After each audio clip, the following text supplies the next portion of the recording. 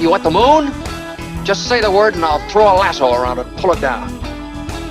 Put that coffee down. I'm a British nanny, and I'm dangerous. It don't matter if you win by an inch or a mile. Winning's winning. That was totally wicked! Very excited to have our next guest on. He's Representative Walter Hudson. Says it like it is, and we love that. Representative, how you doing, sir? Doing good. How are you this morning? I'm doing really, really well, actually. It's a good day. I'm just excited about the day. Don't know why some days are better than others.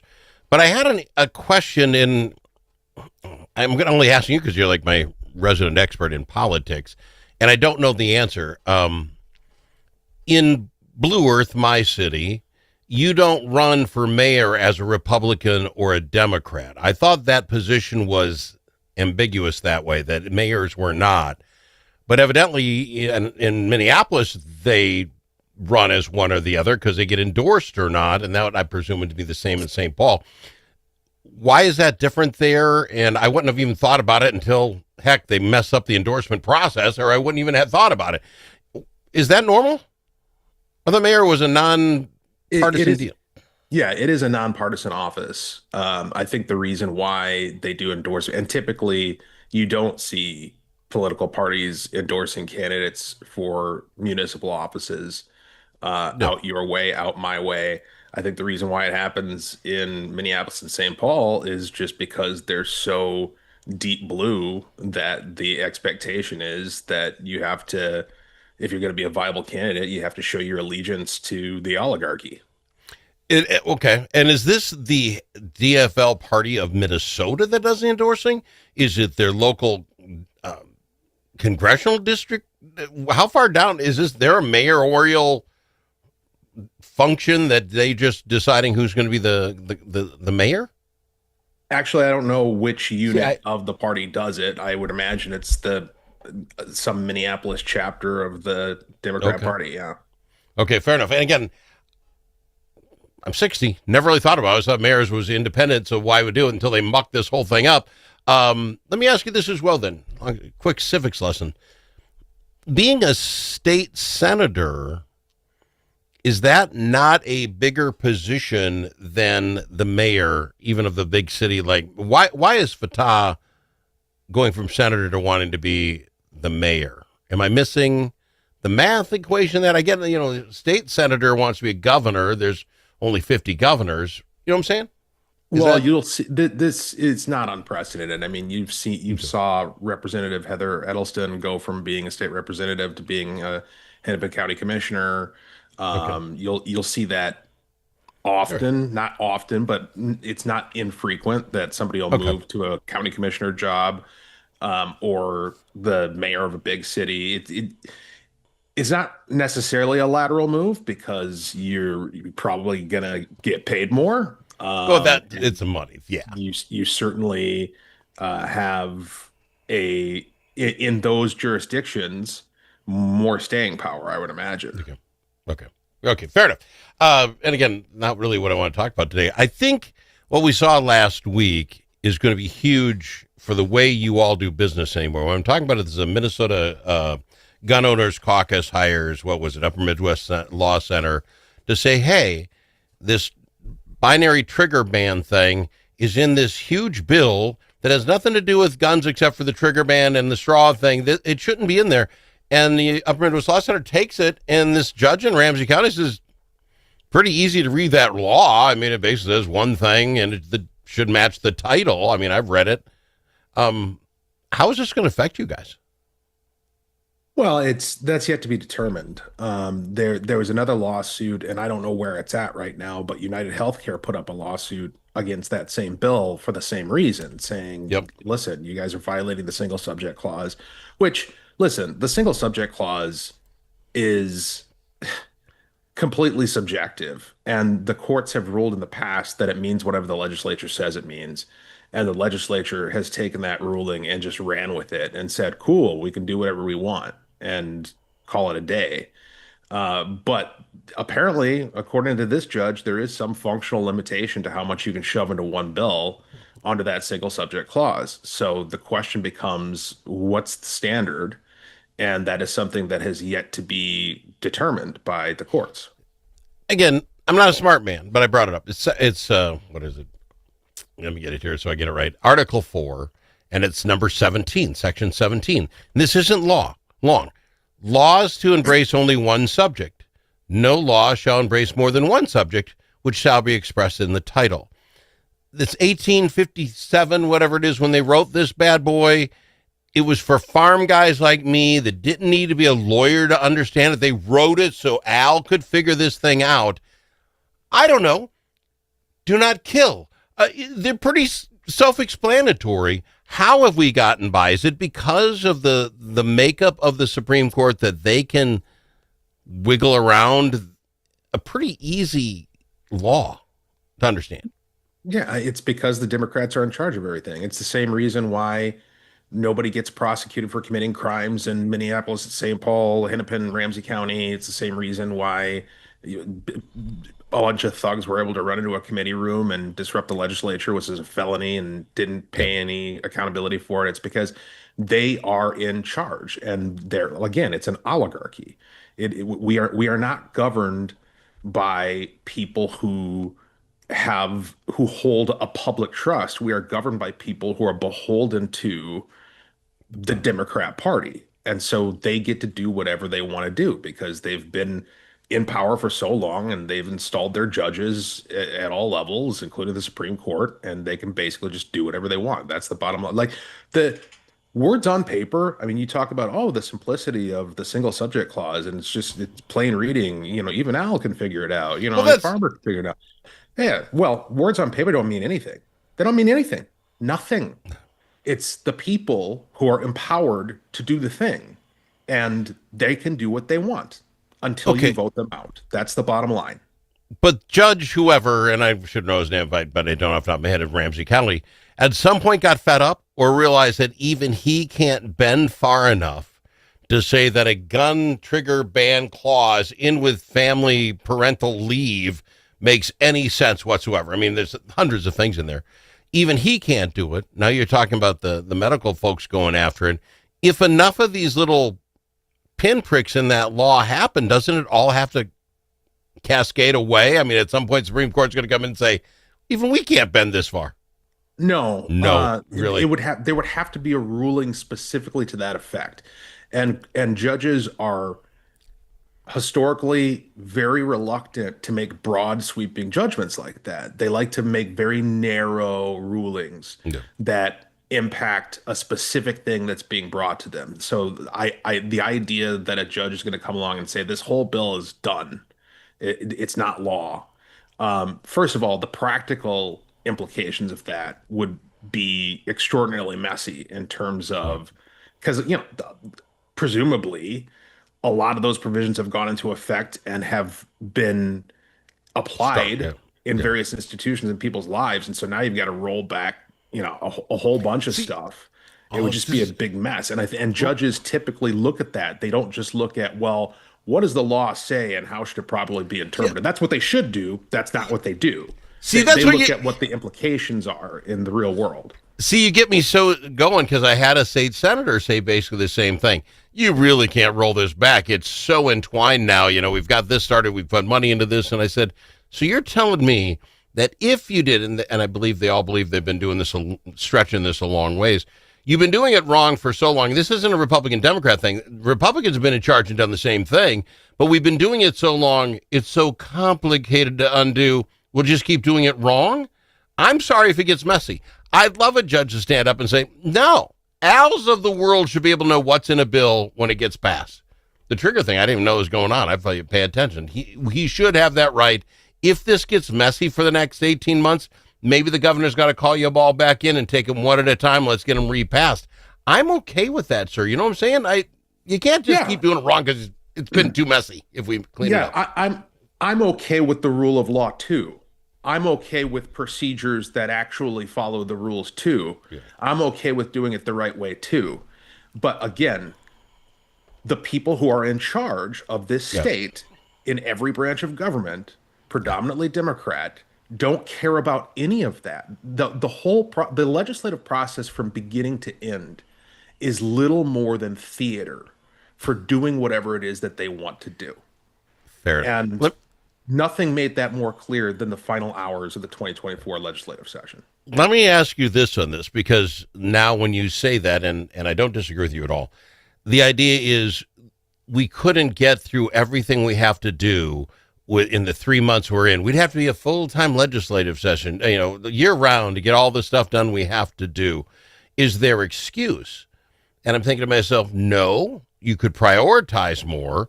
Guy in charge of transportation, we're only going to get 4 bills by, folks. You can't be bringing me stuff that's not going anywhere. And so you got to just do the stuff you can get done. Makes more sense. But then the other thing for me is, if you're looking at the why, it gives people places to hide. This omnibus bill, I wanted to get rid of the trigger ban thing, but I had to get us parental leave or what. So you can always say I voted no, but I vote, but not for the reasons you think. And everybody has a place to hide. To me, that looks like the reason we like omnibus bill. Otherwise, tell me, why are we doing them to begin with? Everybody can read it. Just makes our life easier. Yeah, it's because of the horse trading aspect, right? That's exactly what it is. Is now, arguably, when you're dealing with a committee's actual jurisdiction, so for instance, the Public Safety Committee, when they put together an omnibus, it's not categorically the same as the massive 1,400-page omnibus that they did at the end of the 2024 legislative session, because you can make the argument that public safety is a single subject, and all the provisions within there have to do with public safety. And there's a committee that's working on those provisions throughout the session.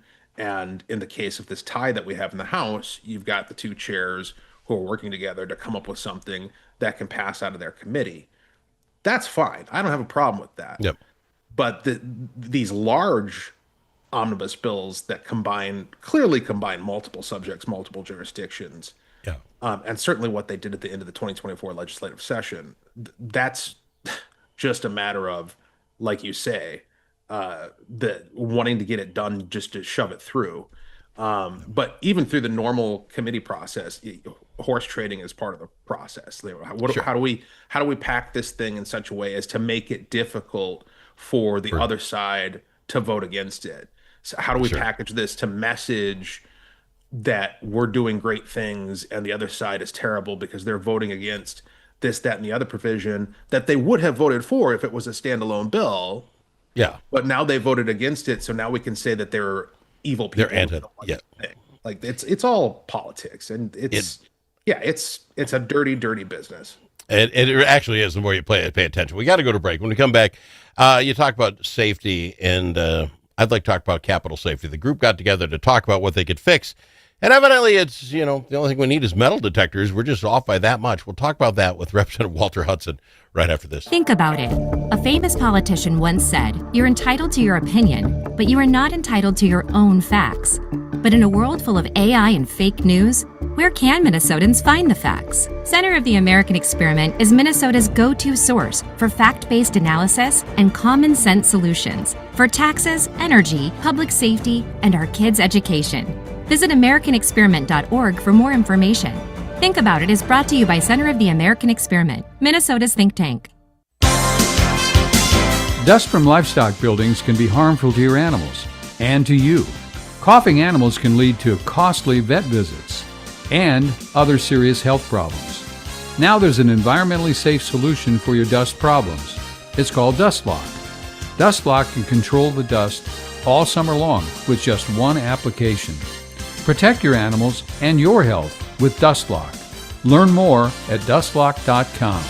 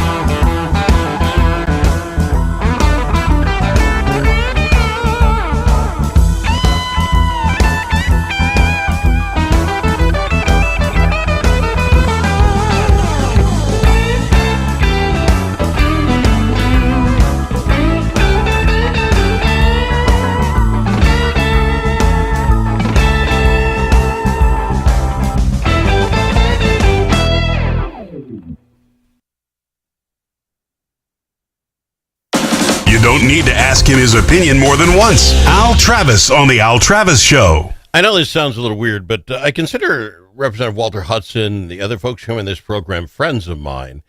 And maybe it's why I'm getting a little teed off at how we're handling security at your office. So we all know what happened and how it happened. Naked guys in there running around. I'm going to tell you, if we look around, I'm telling you right now, a naked guy wasn't there for the first time that day. Naked guy seemed to have a plan. Naked guy knew where the shower was. He can clean himself up. Naked guy had been there before. I bet you if you looked at the past videos. That all being said, the group that's supposed to get together and discuss this on a quarterly did get together now because naked guy was in the Capitol. And you know what they think? Representative, we need metal detectors. We need gun detectors when you come into the Capitol. That would fix this. And I read it and sir, it doesn't change a stupid thing that happened. The guy got in with a door wedge. Right. Yeah. It had nothing to do with it. So what are we Had fixing? nothing to do with it. Yeah. That quote unquote solution would not have solved that particular problem at all. All they're doing is they're using the tragedy that happened with the Hortmans and the Hoffmans as an excuse to do what they've wanted to do all along, which is to deter people from lawfully carrying weapons at the Capitol. And that is not the problem. The problem is not that you have lawful permit holders concealed carrying at the Capitol, which, by the way, point to the incident where that has resulted in anything negative ever. It has never happened, not even once. That policy has not resulted in one bad thing happening at the Capitol ever. But you know what has happened? People have committed felonies in our committee hearing rooms. A guy used a door wedge to get in and root around in the Senate chamber, right? I mean, what happened to the Hoffmans and the Hortmans happened. Yeah. None of that had anything to do with a lawful permit holder being in the Capitol. So this is a solution to a problem that doesn't exist, and it's taking a tragedy and using it as an excuse to do something completely irrelevant. And by the way, it does nothing whatsoever to actually make us safe. You realize the first official legislative meeting that we had after what happened to the Hortmans and the Hoffmans, it was a fraud committee hearing. It happened last month. You know how much security we had at the Capitol? And this is in the weeks after that tragedy.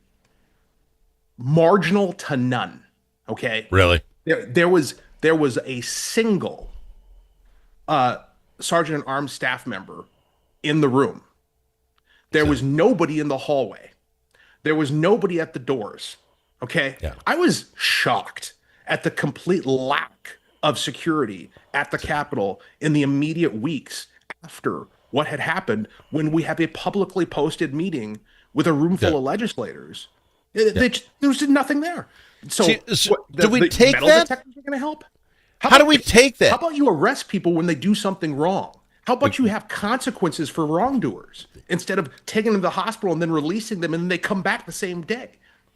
It just it gets under my skin. It is pathetic. I'm glad you feel the same way. I hope the rest of Minnesotans say we don't take this. Don't talk to me about metal detectors. And I don't, again, that's a conversation we've been having. But fix the problem we got. Did Bob, the security guy, not walk around that day and check the doors? Can we at least promise that Bob will do that every day?